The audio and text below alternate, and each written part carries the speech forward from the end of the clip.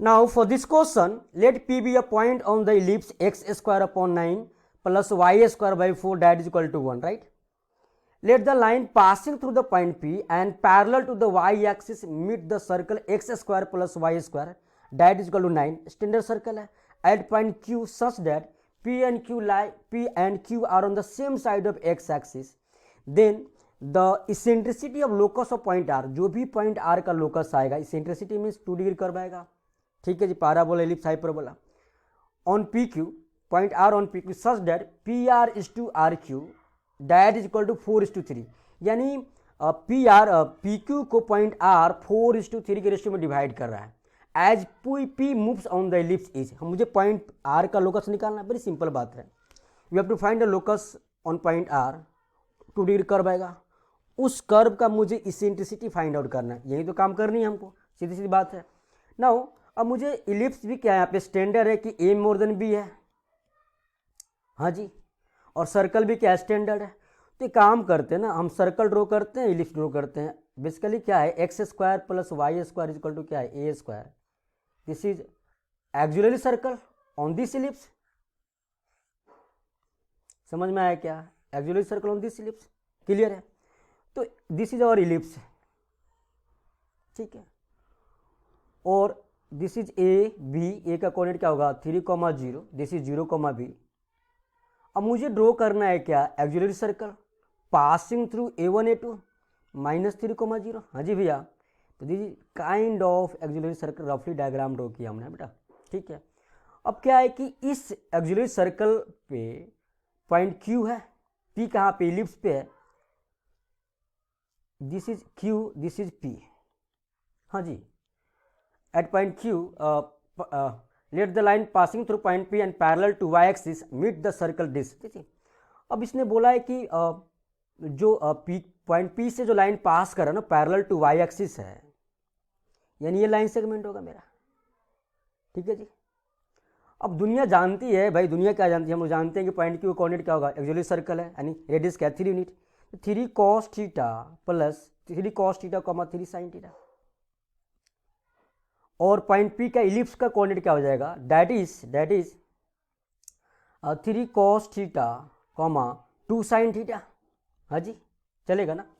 अब मुझे point P और Q मालूम हो गया, और PQ को पॉइंट R जो है ना, PQ को पॉइंट R है, एक काम कर, this is Q, this is R, this is P।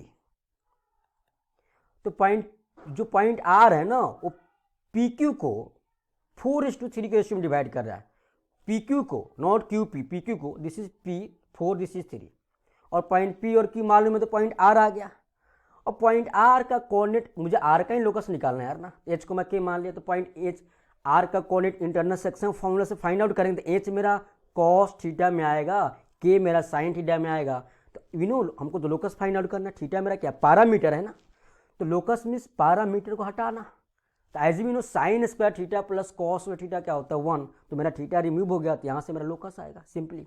Now need to find point R निकालेंगे, तो आर का कोऑर्डिनेट क्या होगा, अच्छा section formula as we know, 3 इसको मल्टीप्लाई करेगा, 4 इसको मल्टीप्लाई करेगा, क्योंकि कोऑर्डिनेट को, यानी 3 cos थीटा, 3 sin थीटा, हाँ जी। पी का कोऑर्डिनेट क्या है बेटा, 3 cos थीटा, 2 sin थीटा, चलेगा ना। तो पॉइंट आर का जो कोऑर्डिनेट होगा वो क्या होगा, 3 × 3 9 cos थीटा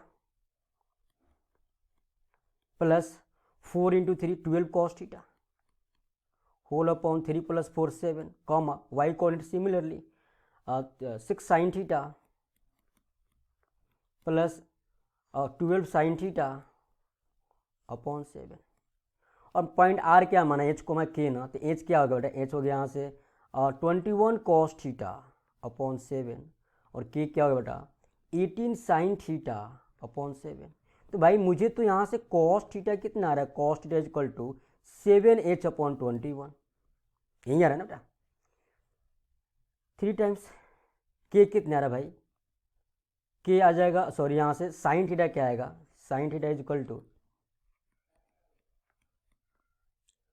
7k अपॉन 18, चलेगा।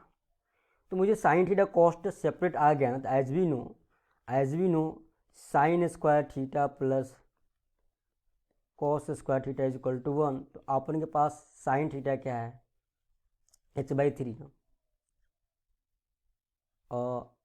h/3 यानी h square upon 9 plus 49 k square upon 18 square 324, ठीक है, दैट इज इक्वल टू 1।